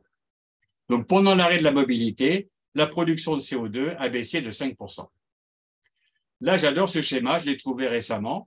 Il correspond exactement à un système d'action tel que je viens de le montrer, production, distribution, consommation, recyclage. Et j'ai pris des enquêtes qu'on avait faites.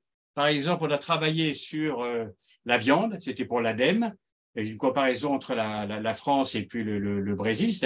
L'enquête est en bas, si vous voulez la retrouver, elle est sur mon site, je vous ai mis en bas, sur consommation et société, penser à la consommation, etc.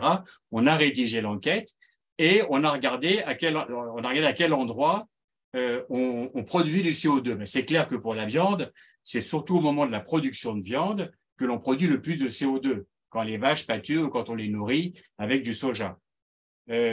Par contre, au moment de l'usage, c'est pas là qu'on en produit le plus. Pareil pour les écrans, c'est pas le moment où on regarde la télé ou on regarde son écran de télévision qu'on produise le plus de CO2, c'est au moment où on les produit à base de terres rares, dont une grande partie se trouve du reste dans le Yunnan en Chine, qui contrôlait encore il y a 1 an ou 2, je ne sais pas où ça en est, 80% du commerce des terres rares. Hein. Donc c'est là que ça se passe. Par contre, si on regarde les data centers, c'est plutôt au moment du stockage. Là encore, je vous donne en question ouverte. J'arrive pas à savoir, j'ai des débats, enfin j'ai des informations contradictoires. Dans une enquête que j'avais faite notamment auprès d'une grosse boîte de télévision, la quantité de climatisation pour refroidir les data centers est absolument énorme. Donc, quelque part, le moment du stockage, de refroidissement est très, très important aujourd'hui. Récemment, j'ai visité une usine en Allemagne dans le cadre de mon enquête. Elle avait des data centers absolument énormes et aussi à refroidir. Par contre, si on prend le streaming, il semble que ce soit plus le moment de l'usage, parce que justement, ça utilise de l'énergie qu'il faut refroidir après dans les data centers, qu'il y a le plus de consommation de CO2. L'idée intéressante ici en termes pragmatiques, c'est que si vous voulez arriver à faire à plus de sobriété, il faut analyser le système d'action ou ce qu'on appelle l'analyse de cycle de vie, la CV, ou ce qu'on appelle la filière. Là encore, tous les termes sont valables. Il faut analyser, il faut reconstituer les étapes qui participent à la production d'un bien ou d'un service et analyser au fur et à mesure de ces étapes là où on consomme de l'énergie ou de la matière première sur lesquelles il faudrait être plus sobre. Donc, ça aide aussi, c'est une méthode que j'appelle la méthode des Horaces et des Curiaces. Quand un problème est trop compliqué, il faut séparer les problèmes. Surtout pas avoir une approche globale. Il faut attaquer par un petit point, là où on a à peu près une marge de manœuvre, là où on a une prise sur la réalité, et puis petit à petit, aller voir si on peut aller plus loin. Mais si on commence à avoir une approche globale, on est découragé. Et j'ai un bon proverbe chinois que j'adore. Quand on est loin de la montagne, on ne sait pas où est le passage. C'est en avançant qu'on va s'approcher de la et qu'on va trouver le passage. Donc, il faut continuer à avancer. Il faut continuer à faire le petit truc. C'est pas grand-chose. Et petit à petit, on va trouver des solutions. Vous voyez ce que je vous disais sur la sobriété des loisirs? C'est un petit truc qui m'est venu en travaillant pour préparer ça. Je ne sais pas ce que ça vaut. Peut-être que ça vaut rien. Peut-être que ça va donner des idées. Vous voyez, c'est comme ça qu'on avance. Et je vous ai rien dit de global qui vous enferme, sauf la méthode. Et c'est une méthode pour décomposer en réalité, celle des Horaces et des Curiaces, que je pourrais expliquer après. Voilà, ça c'est un exemple, c'est pas dans mon enquête. Dominique, vu qu'on manque un peu de temps, je te propose, mais tu fais ce que tu veux. Je vais m'arrêter là, avec celui-là. Allez, sur 40, je veux bien 40. 40 Non, je vais m'arrêter là. Je vais terminer. 45, si tu veux bien continuer sur cet aspect-là. Je vais m'arrêter à celle-là. Je vais m'arrêter à celle-là parce que c'est la suite. Vraiment, moi, je te propose vraiment d'aller sur la 44, enfin la 40 et la 44. Voilà. Mais celle-là, elle est fondamentale. Ok, alors t'arrêtes sur celle-là. Très bien. Arrête sur celle-là parce que c'est la plus importante. Après, la plus opérationnelle, on va dire. Ça roule. Voilà, quand je fais des enquêtes, voilà ce que je cherche. Je cherche les contraintes matérielles, sociales et symboliques. C'est-à-dire, je me dis, si je résume, hein, si un acteur ne veut pas changer, c'est pas, je m'excuse de mon concept scientifique, c'est pas qu'il est con, c'est pas qu'il est conservateur, c'est pas qu'il comprend rien, c'est pas qu'il sait rien. J'ai fait tellement d'enquêtes où les gens savaient tout, mais ils voulaient pas changer quand même, que c'est pas ça le problème toujours. Ça peut être ça, hein. Parfois on ne sait pas. D'où l'importance des compteurs. J'ai bossé sur les compteurs, il faut savoir compter, d'où l'importance de Linky pour moi. Que j'ai découvert grâce à Jérémy, je ne savais pas que mon compteur Linky me donnait ma consommation par appareil ou type d'appareil par type d'appareil. Là, prenez par exemple les 5 contraintes matérielles, vous prenez l'énergie. Donc, toutes les enquêtes que je fais depuis 3 ans, le risque que je vois pour tout le monde, c'est le risque de panne. Vous voyez, je suis dans les petits ronds. Contraintes matérielles, c'est en haut. Et j'en ai 5. Les 3 premières, c'est facile à comprendre. L'énergie, je dis toujours aux entreprises, mais c'est pareil dans les copropriétés, qu'est-ce qui se passe s'il y a une panne qui va durer 1 mois ou 2 mois? Comment vous faites? Alors là, c'est un vrai problème. Il y a 25 ans, c'était le congélateur le problème principal. Après ça, je vais prendre les 4 contraintes sociales et psychosociales. Là, vous retrouvez la charge mentale. Si vous augmentez la charge mentale, vous avez un vrai problème. Et enfin, les contraintes symboliques, vous pouvez les appeler symboliques ou imaginaires, peu importe. Si vous menacez l'identité professionnelle ou de genre, si vous, ce qu'on appelle la face mianzi en chinois, eh ben, vous avez peu de chances de faire passer votre innovation. Ces 11 contraintes, il peut y en avoir plus ou moins, peu importe. Le grand intérêt, c'est que c'est un outil qui peut vous aider à mieux comprendre pourquoi les personnes que vous voulez aider à changer n'arrivent pas à changer. Ça, c'est vraiment applicable chez le consommateur final et c'est en partie applicable dans l'entreprise ou la distribution, mais en partie seulement. Je regarde ce que c'était que la slide 40, ça j'adore celle-là. C'est celle-là 40. Je regarde, ça c'est la guerre, j'adore cette carte. Ça, moi, c'était 44. Alors, je reviens, hop, j'arrive, parce que je ne peux pas lire les numéros là. Celle-là, peut-être. 44, c'était la sobriété dans la vie quotidienne. Pour changer les comportements et les modes de vie, il faut savoir ce que l'on consomme. Bon, ben voilà. Ça, c'est pour moi, c'est le point effectivement intéressant. C'est que j'ai fait pendant 10-15 ans beaucoup d'enquêtes pour EDF. Donc, on travaillait sur les dépenses d'énergie, notamment le chauffage. Et il y a, en 95, quand on demandait aux consommateurs et consommatrices quelle est la dépense la plus importante d'énergie, ils nous disaient c'est la télévision. Pourquoi? Parce qu'elle restait ouverte tout le temps dans certains ménages. Or, ça consomme pas grand-chose. Et ils n'imaginaient pas que c'était le chauffage, l'eau chaude et la cuisine et la machine à laver le linge, pour prendre les 4 grands postes, et après ça, le sèche-linge, qui bouffe aussi pas mal. Donc, pour moi, c'est très important aujourd'hui, quel que soit le problème posé, en termes de sobriété, de mettre en place des instruments de mesure pour qu'au moins les gens sachent combien il consomme de quoi que ce soit, pour savoir comment on peut diminuer ou pas. S'il n'y a pas d'instrument de mesure, mais il y a une ambiguïté, on ne pourra pas faire grand-chose, mais il y a une ambiguïté qui est normale. Un instrument de mesure, c'est aussi un outil de contrôle social. Moi qui travaille beaucoup avec la Chine, c'est exactement ce que fait la Chine. Elle a mis en place des paquets d'instruments de mesure et de contrôle social sous prétexte de santé, d'éviter les vols et je ne sais pas quoi encore. Voilà. On va s'arrêter là. Regarde, c'est autre chose. Voilà. Et ça, c'est une photo que j'ai prise, je vous la donne quand même, c'est un fun. Enfin, c'était en 72. J'étais jeune enseignant à Madagascar et j'étais à 20 mètres du coup d'État. À l'époque, j'étais assez inconscient, je sortais de mai 68. Et c'est aussi important, j'observe toujours les mouvements sociaux, le poids de l'armée, etc. C'est important pour comprendre qu'est-ce qui peut se passer. Merci pour votre attention, comme on dit. Je vais fermer le... Merci Dominique. You're welcome. Effectivement, je voudrais retrouver pour avoir ton visage. Je vais faire comme ça va se faire sauter. Tac, tac. J'agrandis ça. Voilà. Non. Voilà, ça y est. Voilà, parfait. Voilà. Merci beaucoup. C'est épuisé. Ça dépend de l'énergie de faire ça. Hein. Ah, merci. C'est vrai je dois te remercier. Ah, mais c'est bien. Non, c'est pas. Je me plains pas. Hein. Je trouve que c'est intéressant. C'est bon signe. Hein. C'est assez rare d'avoir des gens qui nous permettent de prendre autant de recul sur le contexte dans lequel chacun d'entre nous agit et interagit. Et on est tous dépendants de ce contexte qui pèse sur nous et qui est aussi un enjeu suprême dans nos changements de comportement. Je suis OK pour vos questions. Je sais qu'il y a des personnes qui aiment beaucoup ce que tu dis. Dans le chat, j'ai remarqué pas mal de personnes. Donc, je vous propose de lever le bras ou de lever la main. Il y en a peut-être qui n'aiment pas non plus. Hein. Pardon? Il y en a peut-être qui n'aiment pas ce que j'ai dit non plus. Ça peut arriver. Ah oui, c'est vrai que on n'est pas... Il y a les deux normalement. Si le monde est bien fait. Il y a les deux. Donc, il y a Bertrand qui a levé la main. Bon, vas-y, Bertrand. Oui, vous m'entendez? Oui.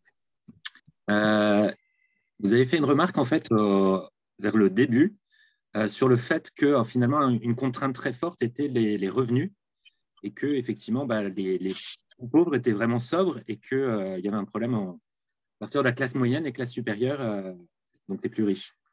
Alors, moi, j'ai bien aimé, effectivement, dans mon échange avec Dominique, cette idée de revisiter la contrainte sous le prisme les économistes versus les anthropologues. Et je trouve que c'est vraiment une question super intéressante, Bertrand. Dominique, vas-y.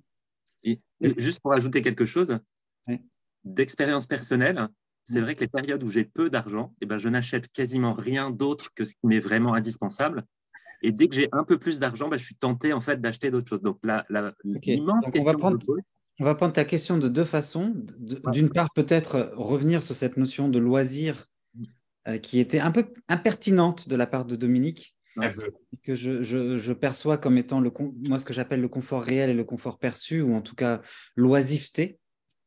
Mais on peut revenir sur cette notion-là. Deuxièmement, effectivement, finalement, les dépenses contraintes des ménages, ça existe et l'infirmière a besoin de mettre de l'essence dans sa voiture parce qu'elle habite en périphérie et c'est une dépense à la fois, c'est nécessaire pour exercer son métier et subvenir à sa famille et personne n'a le droit de revenir là-dessus. Donc, deux questions en une pour toi, Dominique.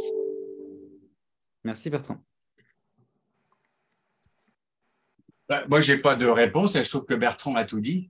Il n'a pas d'argent, il ne dépense pas. J'ai participé à des émissions à la télé sur le minimalisme que je trouve un peu spécial parce que le minimalisme, c'est volontaire.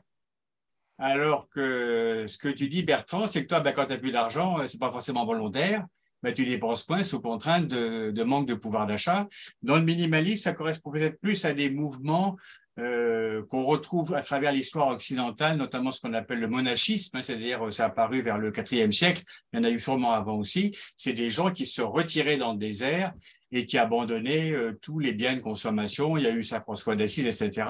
Donc, il y a une tradition, mais sur le reste, la contrainte de pouvoir d'achat est très forte et les dépenses contraintes, par exemple, vers 2010-2011, on a eu un chiffre global sur plusieurs consommations, dont ce qu'on pourrait appeler la dépense numérique. Vous vous souvenez peut-être, une façon de parler, c'est de la rhétorique, hein. Vous vous souvenez sûrement, comme disait Jean, qu'on s'en souvient pas du tout, mais peu importe, vous vous souvenez sûrement qu'en 1960, ça représentait 0,5% des budgets familiaux, puisqu'il n'y avait pas de numérique. Mais là-dedans, on comptait le téléphone, par exemple.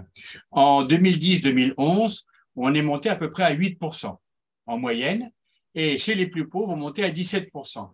Ça, pour moi, quand je vois que chez les plus pauvres, leur consommation dépasse la moyenne, c'est que c'est une dépense contrainte. C'est un indicateur. Après, il faut chercher, hein.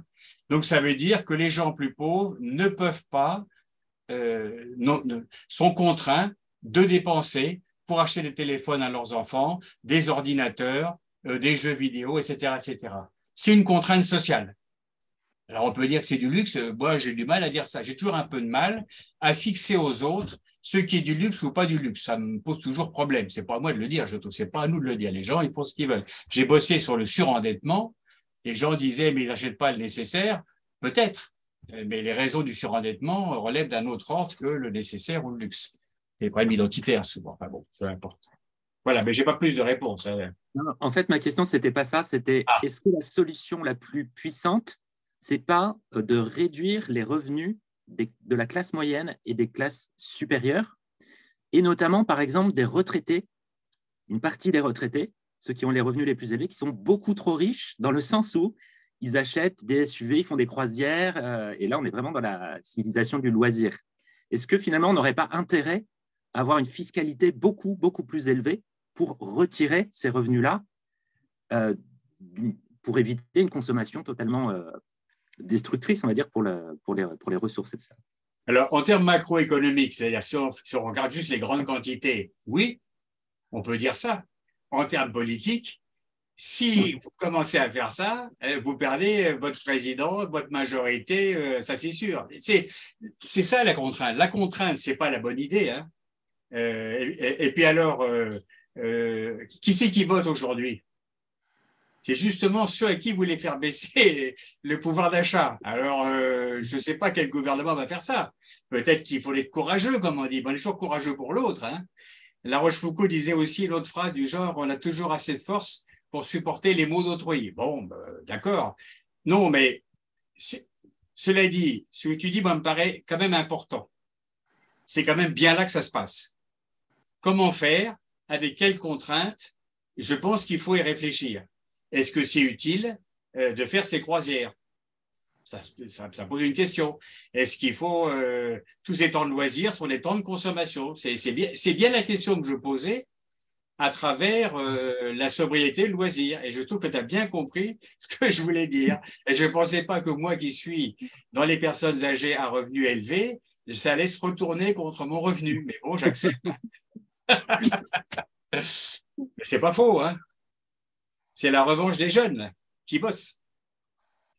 Il y a une question de Marie-Christine. Avant de poser la question, de permettre à Marie-Christine de poser sa question, je voudrais te poser la question de la marge de manœuvre, justement.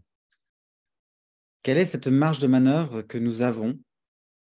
Elle n'existe pas en soi, hein. Une marge de manœuvre. Quelle est cette marge de… Comment appréhender cette notion de marge de manœuvre entre des dépenses contraintes, des contraintes géopolitiques? Quelle est notre marge de manœuvre? Et la marge de manœuvre, si je prends un exemple simple, encore, parce qu'on a connu des exemples simples, hein, donc c'est plus complexe souvent, mais la marge de manœuvre qu'on a, si par exemple, quand on regarde qu'on a baissé la consommation d'électricité de 10% au mois de décembre, apparemment, ça correspond assez bien à la classe moyenne supérieure, qui a pu passer de 20, 21 degrés à 19 degrés.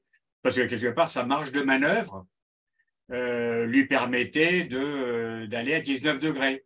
Ceux, par contre, qui sont à 10, 12 ou 14 degrés, ça existe, hein, leur marge de manœuvre est zéro. Donc là, c'est à chaque fois, pour moi, une marge de manœuvre n'existe pas en soi. C'est ça que j'appelle l'effet de situation. C'est un autre mode de raisonnement que le raisonnement par corrélation. C'est en fonction de la situation, quelles sont les contraintes qui pèsent sur les acteurs. C'est pour ça que c'est très long à trouver. Alors qu'une corrélation, c'est assez facile à trouver. Si on a un bon questionnaire qu'on passe assez vite, en normalement 15 jours, 3 semaines, on a un sondage. Même au plus vite, ça va très vite maintenant, un sondage. Par contre, analyser les marges de manœuvre à une échelle plus mésosociale ou microsociale, ça demande d'aller chez les gens, ça demande de les interviewer, ça demande beaucoup de temps. On peut faire ça un peu plus vite, mais ça demande du temps et de l'argent. Ce qu'on dit là remet un petit peu en question les approches de type de tonnes, où on prend l'ensemble des émissions de CO2 et qu'on les divise par le nombre de personnes dans un pays et qu'on dit chacun doit réduire de temps. Non, mais ça, c'est très intéressant de savoir ça. Ça, c'est une norme. Là, on crée une norme. Est-ce que cette norme va nous amener à changer? Non. Mais au moins, on sait. Alors après ça, il faut un instrument de mesure. Moi, il faut que je regarde, est-ce qu'avec mon compteur Linky, je vais pouvoir baisser je ne sais pas quoi. Pour moi, j'ai aucune idée. Hein. Vraiment, sincèrement, aujourd'hui. Ça donne une norme ou un objectif vers lequel tendre. Mais l'objectif, si j'ai pas de quoi mesurer, si j'ai une contrainte de pouvoir d'achat, si j'ai pas d'instrument, je vais pas y arriver. Et puis, ça va peser. Est-ce que ça va peser sur les 1% plus riches? Qui, eux, consomment, enfin, je sais pas s'ils consomment le plus en réalité. Je pense que les 1% plus riches investissent beaucoup en réalité. Je pense qu'il y a une part. Leur consommation, leur impact oui. est à mon avis, leur impact n'est pas aussi gros que le pense Mélenchon. Mais non, il est considérable. Je donne la parole à Marie. Considérable sur quoi? Sur l'impact CO2, il est considérable. Et par quoi? Et par quel effet? Ça, c'est intéressant. Par l'effet de leur consommation, par l'effet de leurs investissements. Investissement, oui. Marie-Christine et après Mathieu qui a posé une question dans le chat. Oui. Donc, alors, vous avez parlé, donc vous êtes anthropologue, ça veut dire que vous avez une vision plutôt systémique dans votre façon d'analyser les choses. Et je suis un collectif, une association qui s'appelle The Other Economy et qui essaie de renouveler, si on veut, la pensée économique pour essayer de proposer un renouvellement des théories du 18e siècle.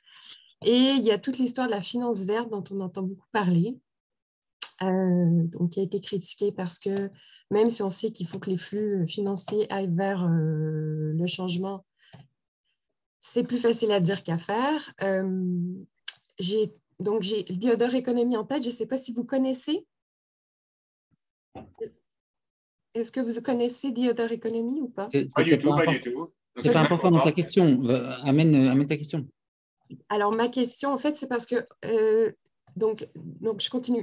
Il y a Aurore Stéphan qui est géologue et qui est concentrée sur l'industrie minière et qui parle de l'augmentation de la demande sur l'industrie minière qui fait en sorte que la transition, selon elle, est irréaliste.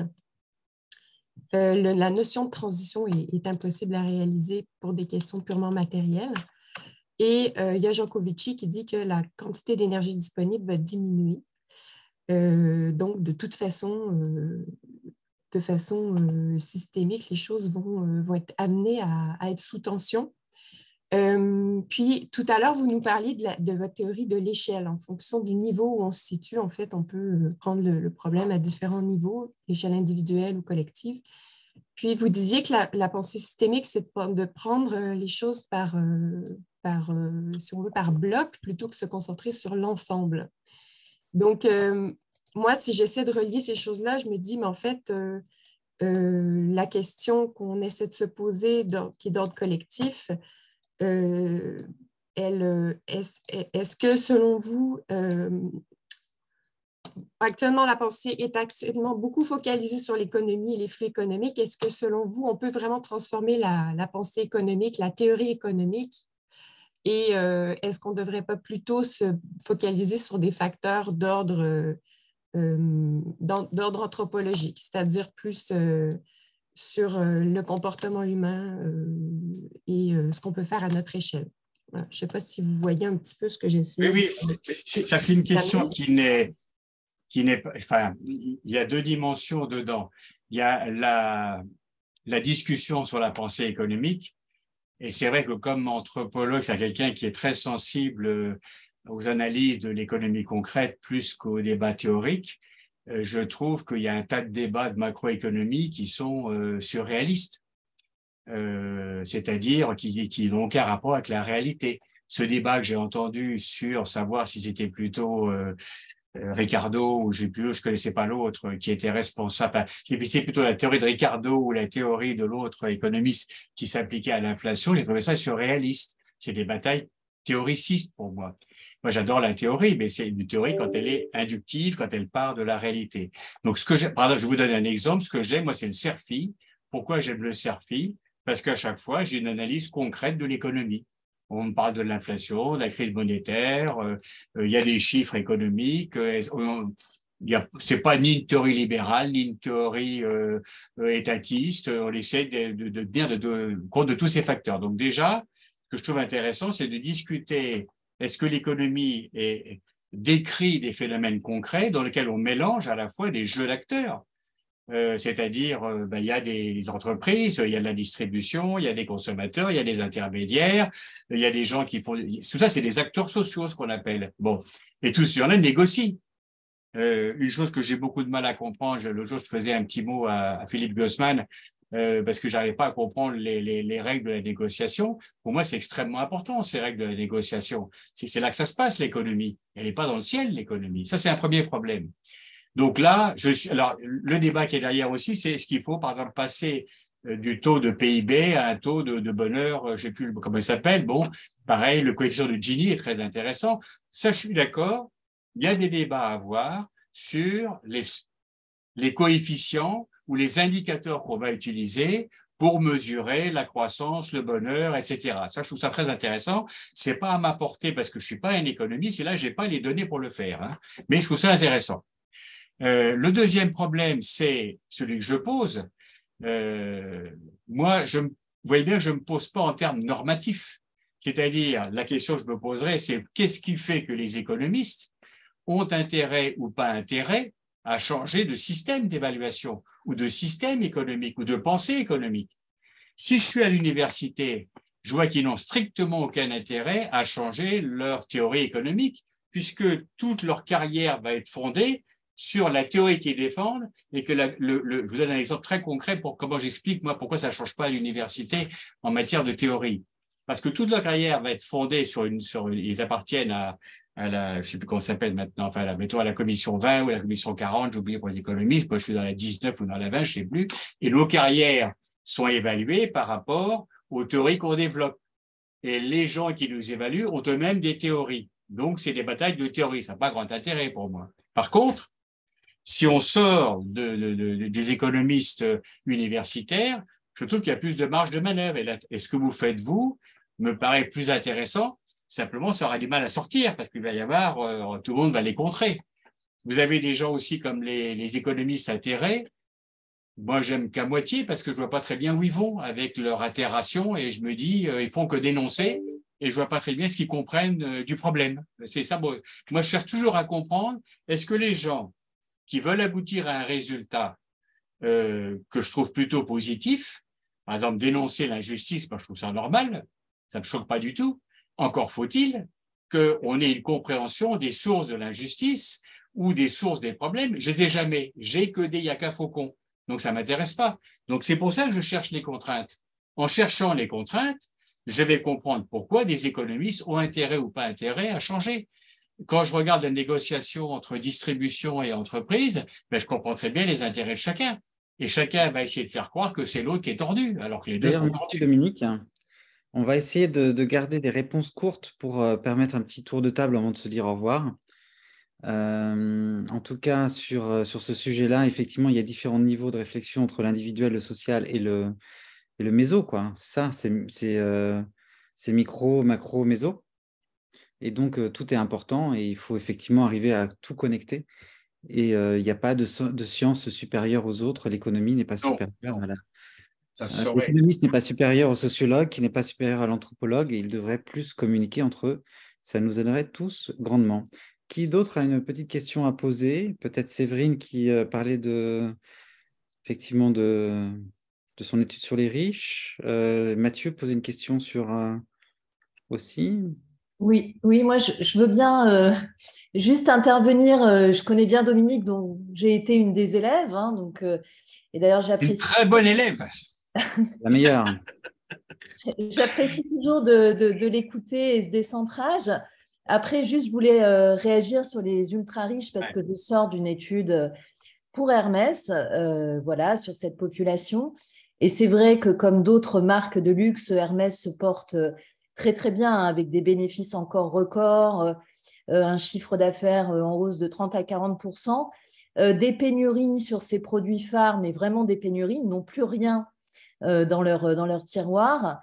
Et vraiment, quand on observe en boutique les comportements, quand on revient, il y a eu après la période Covid, il y a eu un gros effet rebond et une surconsommation de produits de luxe. Et même en termes de représentation, en tout cas sur cette population, hein, qui est aussi quand même dans une certaine forme d'ostentation, on va dire pas pour tous, mais pour certains, c'est évident qu'on est dans l'hyperconsommation et il faut non seulement avoir certains produits phares de la marque, mais consommer. Et j'ai même assisté, pour te dire, à des ventes FaceTime, hein, qui était vraiment une innovation pour la marque, qui ont débuté en fait pendant le Covid, donc contrainte de fermeture des magasins. Et j'ai assisté à des ventes où, que ce soit en France, mais surtout plus chez les Américains, et aussi chez les Chinois, il y avait des ventes qui se montaient à 100 000 euros, 150 000 euros en 2 heures de vente avec un vendeur sous une forme très personnalisée. Mais on atteint des montants en un seul achat qui sont absolument pharaoniques. Sur l'Asie, hein, c'est ça, ou sur la France? Sur l'Asie, les États-Unis, mais sur la France aussi, il y a un rebond de consommation. Le secteur du luxe se porte très, très bien. Et moi, je n'ai pas du tout noté, même en termes de représentation, d'inclinaison de discours allant vers la sobriété et la modération dans les achats. C'est un peu rageant, hein, parce que nous, on est là, nous, à se poser la question de la contrainte et de comment on fait, et tout le monde ne se la pose pas. C'est un peu énervant. Eh ben, en tout cas, là, il y a eu vraiment un contournement de la contrainte de la fermeture des magasins avec du coup des ventes digitales en hausse et même des ventes personnalisées par les nouveaux outils que sont la visio, avec recréation de linéaires en visio, linéaires personnalisés pour ces hyper clients, ces VVIP clients comme ils les appellent. Mais je ne note pas, moi, du tout de déconsommation ou de consommation plus modérée. Enfin, on est très, très loin de la sobriété. Et après, les produits de luxe deviennent de plus en plus brandés avec vraiment, on ne voit même plus le produit tellement il y a des logos dessus, quoi. Donc, oui, très, très mais ostentatoire, hein. alors, ce qui est intéressant, c'est que c'est aussi le cas pour une marque qui était plutôt dans la discrétion et l'idée du juste milieu de la bonne bourgeoisie comme Hermès, hein, puisque c'est une marque très, très française qui est détenue par la famille. Mais même sur ces marques-là, il y a effectivement un effet d'accumulation et voilà, sans être dans l'ostentation du logo non plus. Mais ça continue. Et j'avais juste une petite réflexion pour ne pas être longue, puisque Dominique citait Graeber, l'anthropologue qui est décédé d'ailleurs, je crois, récemment. Oui, récemment, oui. Récemment, et voilà, qui effectivement a analysé, enfin qu'on dit anthropologue de l'anarchie. Et voilà, juste Dominique, Graeber a des développements qui sont très, très intéressants sur la notion de marge de manœuvre et aussi de considérer les marges de manœuvre comme un jeu à l'intérieur des contraintes. Et il parle aussi vraiment cette vision même de l'anarchie, enfin en tout cas de la liberté. Pour lui, ce qu'il appelle liberté, je sais que tu n'aimes pas ce mot-là, tu lui préfères justement marge de manœuvre, mais c'est toujours un jeu à l'intérieur de règles. Et voilà, donc lui, il s'intéresse à la subversion, que toi, tu nommes peut-être réinterprétation à certains moments, mais vous avez peut-être plus de points communs que tu ne le penses. Voilà. C'est vrai j'ai lu tout Graeber, hein, ou presque. C'est vrai que je sens que Dominique est un rebelle déguisé. Donc, mais intéressante question sur la liberté versus marge de manœuvre. Allez, Dominique, donne-nous tout ce que tu as. Non, j'ai pas de. Moi, pour moi, en fonction de l'échelle d'observation, je vais donner une image. Enfin, je sais pas si elle est simple du reste. Plus je monte vers le macro, moins je vois de liberté, puisqu'on est sur des régularités statistiques. Quand j'arrive à une échelle plutôt micro-sociale, celle des jeux d'acteurs, je vois des marges de manœuvre. Quand j'arrive sur l'individu, je vois de la liberté. Dès que je commence à descendre vers la psychanalyse, la liberté diminue et quand je suis en génétique, pareil, j'ai des régularités. Donc pour moi, la liberté est un effet d'observation, point. Et elle est vraie, vue d'un angle. Mais en fonction, si on change quelqu'un comme Crozier, par qui j'ai été formé, lui croyait beaucoup à la liberté. Moi, j'y crois moins que lui, voilà. Mais bon. Mais c'est vraiment des effets d'observation pour moi. Et moi, je lis beaucoup Graeber parce que je pense que c'est quelqu'un de compétent en matière anthropologique. Mais je ne le suis pas sur ses conclusions normatives, c'est tout. Ça, c'est normal. Je veux dire normal au sens… moi, ce que je trouve intéressant en général dans un auteur, c'est pas ce qui est normatif ou c'est pas cette théorie générale auquel je ne crois pas, c'est ce qu'il a su décrire. Scott, que j'ai lu plus récemment que Graeber, j'ai pas lu le dernier en entier parce j'étais un peu pris par le temps, mais Scott décrit très très bien les sociétés de chasseurs-cueilleurs avant l'arrivée de l'État mésopotamien. Et c'est tout à fait remarquable. Il va montrer par exemple qu'on pouvait devenir agriculteur, puis redevenir chasseur-cueilleur, puis redevenir agriculteur, contrairement à ce qu'on nous a appris en archéologie. Graeber, j'ai jamais compris pourquoi il veut absolument démontrer qu'il n'y a jamais eu de troc. Ça, je comprends pas. C'est d'après que je comprends pas. Mais c'est pas que c'est faux, hein. C'est que je le comprends pas, le problème. Pour moi, il y a toujours eu du troc, mais c'est pas, ça me dérange pas. Lui, ça le dérange. Bon. Il a attaqué les bullshit jobs. Je trouve qu'il a pas tort qu'il y ait des bullshit jobs, hein. Mais ça décourage un peu tous les gens qui font des bullshit jobs. Alors après ça, enfin bon. Mais j'ai pas. En tout cas, dans ton approche que je trouve vraiment intéressante, c'est pas intéressant d'ailleurs, c'est la notion de contexte qu'on oublie souvent dans le comportement humain. Il y a un contexte. Et ce contexte nous conditionne. Il nous aide, il nous limite, mais il nous conditionne. Donc, on n'est pas totalement libre de nos actions, libre d'agir, libre de changer. Il y a la contrainte. Et cette contrainte, elle peut être à notre service. Il y a des contraintes qui sont de l'ordre de survivre, de bien vivre, d'éviter des maladies ou des problèmes. Et ça, c'est quand même honorable et il faut le reconnaître. Enfin, nous sommes fragiles en tant qu'êtres humains vivants. Et les autres non-humains aussi sont fragiles. Donc, il y a des contraintes. La vie n'existe pas sans contraintes. Et il y a des contraintes aussi qui pèsent sur nous, qui font que même si on veut agir, on ne peut pas toujours. Mais on peut tendre vers ça. Et c'est vrai que par contre, je suis un peu inquiet quand tu dis que la liberté peut plus ou moins exister au niveau individuel, mais plus on monte dans le niveau maso et économiste et sociopolitique, moins il y a de liberté. Ça m'inquiète sur ça, parce que la sobriété est un enjeu politique. Là, on le voit sur le sujet des ultra-riches. On ne peut pas demander à certains de faire des efforts alors que d'autres n'en font pas. Je ne vois pas le rapport entre les échelles d'observation et ça, par contre. Alors, je suis inquiet sur le fait que, enfin, je m'interroge sur le fait qu'il pourrait y avoir une certaine liberté individuelle, mais que plus on regarde au niveau sociétal ou macroéconomique, moins cette liberté existe. Ça veut dire que parce qu'on la voit pas, on la voit pas. Je ne la vois pas, mais j'espère qu'elle existe. Parce que si on n'en sait rien.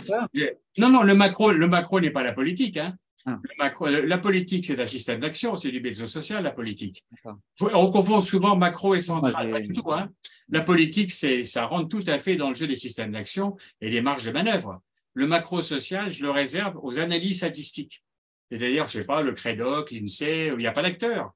On ne voit pas de liberté, on donne des pourcentages, etc. Ipsos, je ne sais pas, enfin tous les gens qui font des sondages ne sont jamais sur l'individu, donc ils ne sont pas sur la liberté, ils sont sur des pourcentages. C'est ça que je veux dire, c'est un problème d'observation là. Ça n'a rien à voir avec la politique. C'est ça pour ça que je ne comprenais pas la question, mais la politique, c'est l'art des marges de manœuvre, hein, il n'y a que ça. Il n'y a rien de déterministe en politique, sauf les contraintes qui nous pèsent dessus, mais la politique n'est pas le macro, pas du tout. Hein. Moi, je la vois au niveau macro, mais bon, c'est… Le macro, je le laisse. Oui, ça, on peut le faire si on a envie, mais dans mon modèle à moi, le macro, c'est vraiment un problème c'est l'épistémologie. Hein, c'est un gros mot pour dire une chose simple. C'est j'essaie de comprendre qu'est-ce qu'on connaît et comment on le connaît. Et quand on travaille à travers les chiffres, ce que j'appelle les corrélations, dans le cas présent, quand on travaille par corrélation, on ne travaille pas sur les individus et on ne travaille sûrement pas sur les jeux d'acteurs. Est-ce qu'une enquête de l'INSEE ou les sondages de l'IFOP travaillent sur les jeux d'acteurs? Non. Ça a des effets sur les jeux d'acteurs en termes d'information, mais ça ne dit rien sur les jeux d'acteurs. Ça nous donne les pourcentages d'opinion, les pourcentages. Ce que fait l'Obsoco, il n'y a pas un jeu d'acteurs. Et les jeux d'acteurs, c'est une approche système, alors que les sondages, c'est une approche par corrélation. C'est ça, c'est des modes de raisonnement différents et d'observation différents. Ce que je dis là n'est pas simple, hein, je le reconnais volontiers.